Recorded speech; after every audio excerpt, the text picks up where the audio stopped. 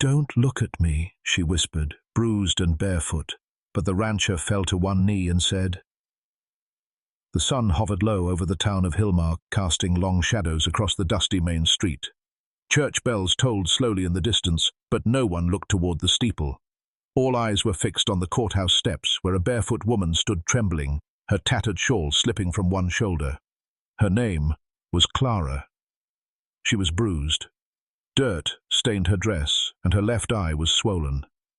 A thin stream of dried blood curved down her cheek. Yet it wasn't her wounds that made the townsfolk whisper. It was the fact that she had shown up alone, again, and carried nothing but a cloth bundle pressed tight against her chest. "That's the third time she's been found wandering," murmured one woman to another near the mercantile. "She's not right in the head." A man in a wide hat let out a quiet scoff. "She should have stayed gone after what happened with him." Clara didn't look up. Her eyes stayed locked on the ground, on the broken stone beneath her feet. She held her bundle tighter as the sheriff's voice echoed. "Miss Clara, I suggest you find shelter before nightfall." She flinched, but said nothing. From across the square, a tall figure dismounted his horse.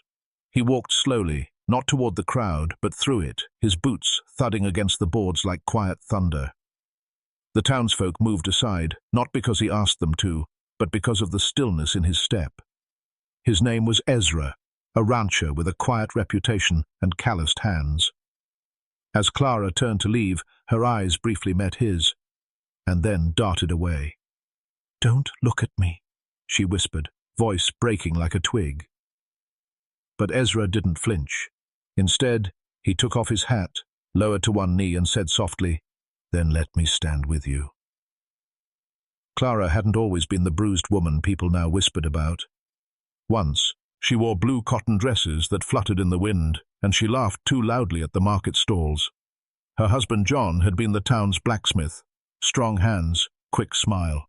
But 3 winters ago, when the fever swept through Hillmark, it took him within days, and with him, their child, the one she had barely begun to carry. After that, something inside her shifted, not just from grief, but from how quickly people looked away. At first they brought pies and kind words, then they stopped coming altogether. Perhaps it was because she would not cry in front of them, or because she did not beg for help. She sold their home for pennies and took a room above the old saddlery. At night she stitched clothes for children she never bore. By day she walked as if her feet belonged to someone else. Each time she passed by the church steps, she could feel the stares on her back. Not hateful, just pitying. But pity, Clara had learned, could be sharper than cruelty. And then came Richard. He was new in town, gentle in the beginning, kind even. He said all the right things until the bruises began. Not loud punches, but quiet shoves, words laced with poison. "You'll never be enough," he once said as he tipped over her sewing table. When she tried to leave, he laughed. "No one will want you now," he told her, "not a barefoot, barren widow with nothing left to offer." So she ran in the night. No shoes, no plan, only the small bundle, a hand-sewn bonnet she had made when she still believed she'd be a mother. Now, standing beneath the weight of eyes and judgment, Clara gripped that bonnet like a lifeline. Yet beneath all that grief, there was something else. Her back was still straight. Her voice, though soft, never lied. She did not scream or plead. She stood in silence, knowing she had no place, but still choosing to stand. Ezra Coulter wasn't the kind of man people gossiped about, not because he hid, but because he moved through life without needing to be seen. At 37, he had calluses deeper than most men's regrets and eyes that rarely missed a detail. He owned a modest ranch just outside Hillmark, where he raised cattle and kept mostly to himself. Folks knew him to be fair, quiet, the kind of man who repaired his own fences and prayed without making noise. He had been passing through town that morning to deliver oats when he saw the crowd forming. He hadn't meant to stop. But then he saw her. The woman standing alone, bruised and barefoot, holding something close to her chest like it was all she had. The others kept their distance, whispering behind gloved hands. Some judged, some just stared. But Ezra saw something different. He saw how she didn't cry, how her shoulders didn't fold, even though they clearly wanted to. He tied his horse near the well and walked toward her, slow and steady. Not to startle her, not to save her, just to be near. He remembered her vaguely. Clara, the blacksmith's wife. He had seen her years ago buying apples at the market, laughing at nothing in particular, but this woman was not the same. Still, something in her silence called to him. When she whispered, "Don't look at me," it wasn't shame he heard in her voice. It was exhaustion, the kind that comes from holding yourself upright for too long. So he did the only thing that made sense to him. He knelt, not out of pity, but out of respect. Not to lift her up, but to tell her, without saying so, that she didn't have to stand alone. "Then let me stand with you," he had said, and he meant every word. The murmurs in the crowd faded. No one dared laugh when Ezra knelt. Clara did not speak again, but her fingers loosened slightly on the bundle, just a little. Sometimes noticing someone was the kindest thing you could do. Ezra did more than notice. He chose to stay.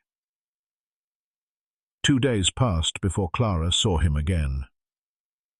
She had taken shelter in the old stable behind the tannery. The roof leaked and the floor was cold, but no one bothered her there. She spent her days mending seams by hand, her fingers raw but steady. On the 3rd morning, as the sun cracked over the ridge, a knock echoed gently on the wood frame. Ezra stood outside, holding a small canvas sack.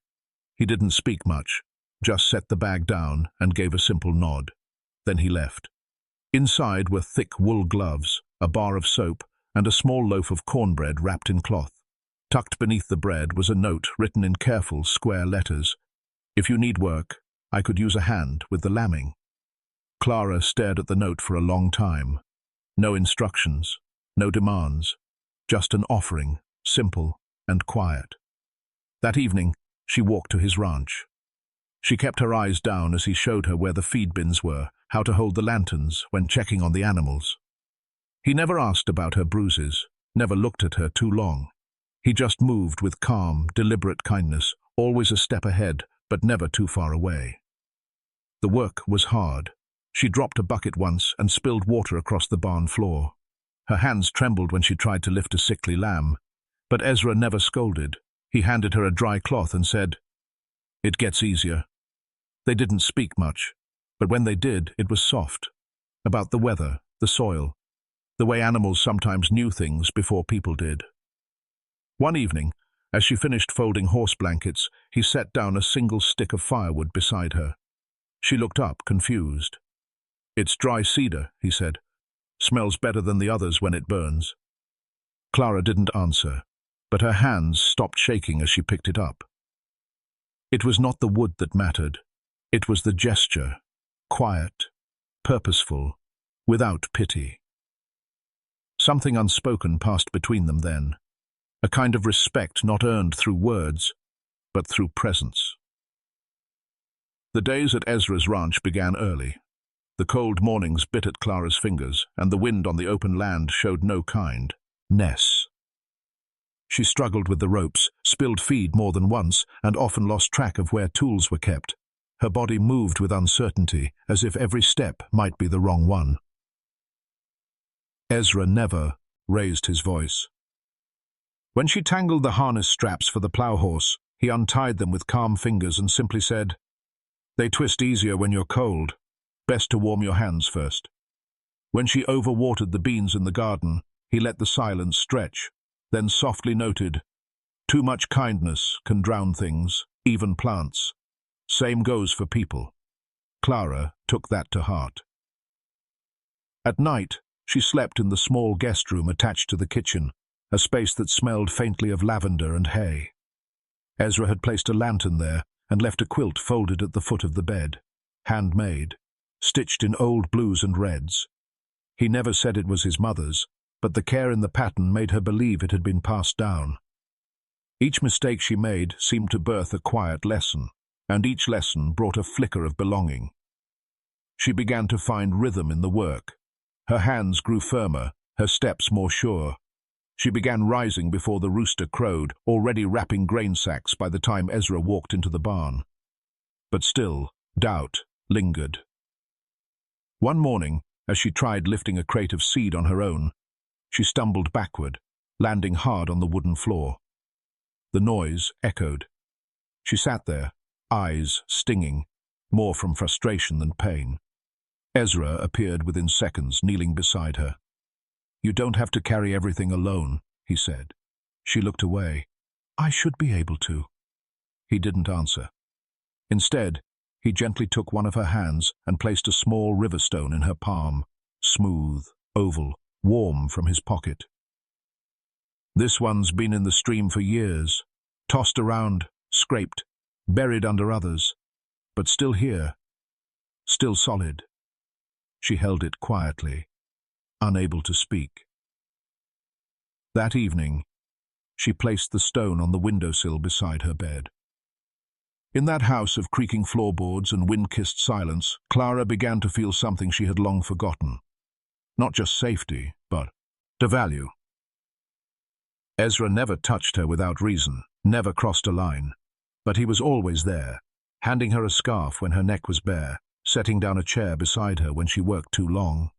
Their connection grew not in grand moments, but in every quiet act of noticing. One mild afternoon, the wind softened and the sky turned a pale gold. Ezra had taken Clara into town with him to pick up a few supplies.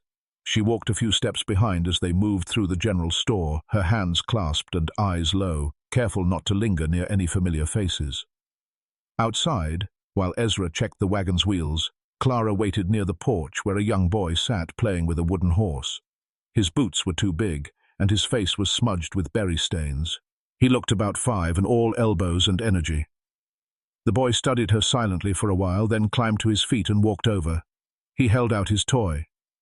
"You want to play, Mama?" he asked, blinking up at her. Clara froze.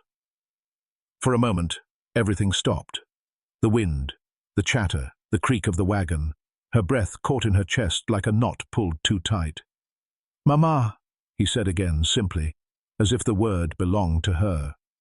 The child's real mother called from across the street, laughing. "Sam, she's not your mama, baby." Clara dropped to one knee, not to play, but because her legs had gone weak. The little boy ran off without fuss, already chasing a cat's tail. But Clara stayed kneeling, her hands trembling in her lap. Her eyes burned, and her lips parted as if to speak, but no words came. Ezra turned and saw her there. He didn't ask what had happened. He just helped her up, slow and steady. As they rode back in silence, Clara held a corner of her shawl to her eyes. She said nothing of the moment. But that night, she placed her bundle, the bonnet she always clung to, in the bottom drawer of the kitchen cabinet. For the first time, she didn't need to hold it to feel like she still mattered. Something had shifted. The healing had begun. It was during the harvest fair that Richard came back. The town square bustled with color and noise. Children ran between hay bales, and tables brimmed with pies and preserves.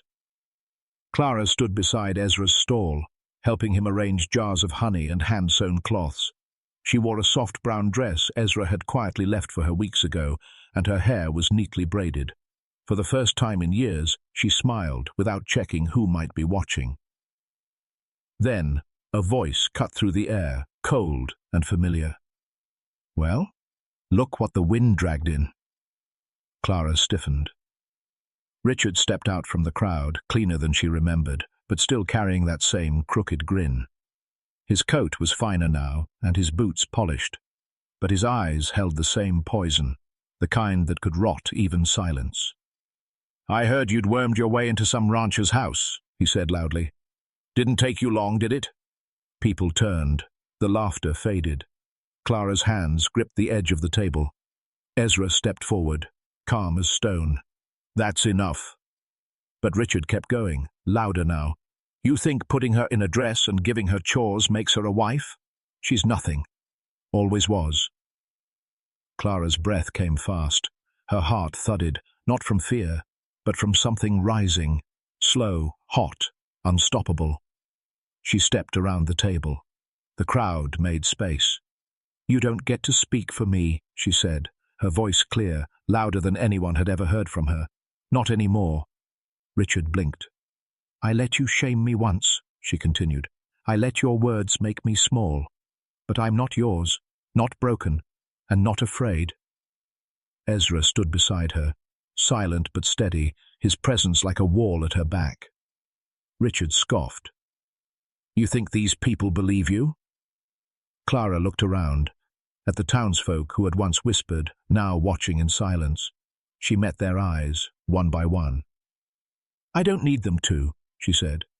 "I believe me." There it was. Not rage, but resolve. The kind that couldn't be shouted down.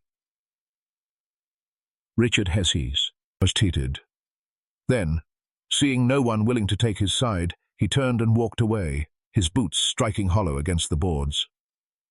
The fair slowly resumed. Children laughed again, but the air had changed. Clara didn't retreat. She stayed beside Ezra, chin high, shoulders firm. And the townsfolk, the same ones who had once turned from her, nodded as they passed. She had not just survived, she had spoken. The storm rolled in faster than anyone expected. One moment the sky was a soft grey, and the next it had darkened to slate. The wind picked up first, bending the treetops, rattling the barn doors. Ezra was mending a fence at the far pasture while Clara fed the hens near the coop. Rain had just begun to spit when the sharp, distant cry of a child pierced the air. Clara turned fast. It was little Rosie, the neighbour's girl, no more than 6, who had wandered too close to the stream behind the property. The banks had swelled from early rains, and now the muddy edge was slick and crumbling. "Rosie!" Clara shouted, dropping the feed pail and running. The child stood frozen, her boots slipping as the ground gave way beneath her. Clara didn't hesitate. She splashed into the rising water, arms stretched wide. Her dress caught on a branch, tearing, but she pressed on, boots sinking into mud. She reached Rosie just as the girl slipped. With both arms, Clara grabbed her and pulled her toward the nearest boulder. The current tugged hard, icy and unforgiving. Ezra saw them from the ridge. He was already running. By the time he reached the edge, Clara had hoisted Rosie up onto a dry patch of earth, her own legs shaking. The water was at her waist now. Ezra waded in without a word. He reached her, wrapped one strong arm around her shoulders, and held her steady as they pushed back toward land. When they collapsed on the grass, soaked and breathless, Rosie clung to Clara like she had always belonged there. Clara looked up at Ezra, rain streaking her cheeks. "I had to," she whispered. "I know," he said, brushing a wet strand of hair from her face. No more words were needed. She had risked herself without thought. He had come without question. Between them now was not just kindness, but something stronger, a bond forged in instinct and loyalty, in trust that no longer needed to be proven. The news of the rescue traveled faster than the storm. By morning, every corner of Hillmark knew what Clara had done, how she'd leapt into a flooding stream to save a child that wasn't hers, how Ezra had run into the current without hesitation, and how the two had emerged soaked but unshaken. No one whispered this time. At the bakery, Mrs. Fenley, who once turned her back when Clara passed, now placed an extra loaf in Ezra's basket and said quietly, "She's brave, braver than most." At church the next Sunday, Clara entered alone while Ezra tied the horses. She expected the usual sidelong glances, the hushed comments behind gloves. But this time, the pews shifted to make space. People nodded as she passed. Some smiled, not out of politeness, but with something that looked a lot like respect. Little Rosie ran up the aisle to hug her knees. No one pulled her back. The pastor paused his sermon that day to mention quiet acts of courage in our midst. He didn't say her name, but every face turned toward Clara. She lowered her gaze, cheeks flushed, unsure how to carry so much attention after so long in shadow. Ezra joined her near the back, his presence steady beside hers. He didn't speak, didn't need to. His hand brushed against hers on the wooden bench, just once. Outside, a few townsfolk approached as they left the church. "You did right, Clara," one man said. "You've got grit," said another. Clara stood taller. She hadn't asked for their approval, but after years of carrying shame like a second skin, their quiet acknowledgement lifted something heavy inside her. Dignity, once stripped, had returned, not with noise, but with nods, and she walked home that day not just seen, but known. The days grew shorter. The wind carried the crisp bite of the coming winter, and the fields turned gold and brittle. At Ezra's ranch, Clara stacked firewood with practiced hands, her steps confident, her voice steady when she spoke. The silence between her and Ezra had changed, no longer uncertain, but full of things left unsaid, things understood. One evening, just before dusk, Ezra asked her to walk with him down to the edge of the pasture. The sun hung low, casting a soft, amber light across the land. They walked in silence for a while, the grass crunching underfoot. Finally, he stopped near the old oak tree where he'd once hung a swing as a boy. He turned to her.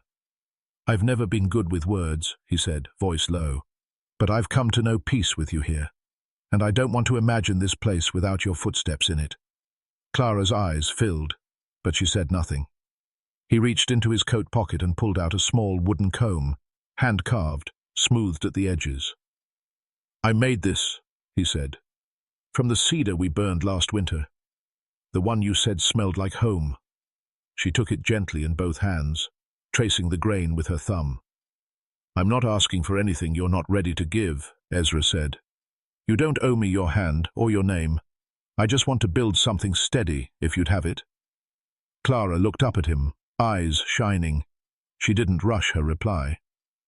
"I came here with nothing," she said softly. "But you never once made me feel like nothing." She reached for his hand, holding it firm and warm. "I'd like to stay," she whispered.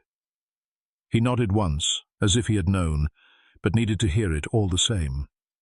There was no kiss, no crowd, just two people beneath an old tree, sharing a silence that said everything. Time passed gently on Ezra's land. Clara's hands, once shaky and unsure, became the ones little children ran to with scraw-aped knees. Her voice, once hidden, now sang softly while she folded linens on quiet afternoons. She didn't become someone new. She became more herself. People in town no longer whispered.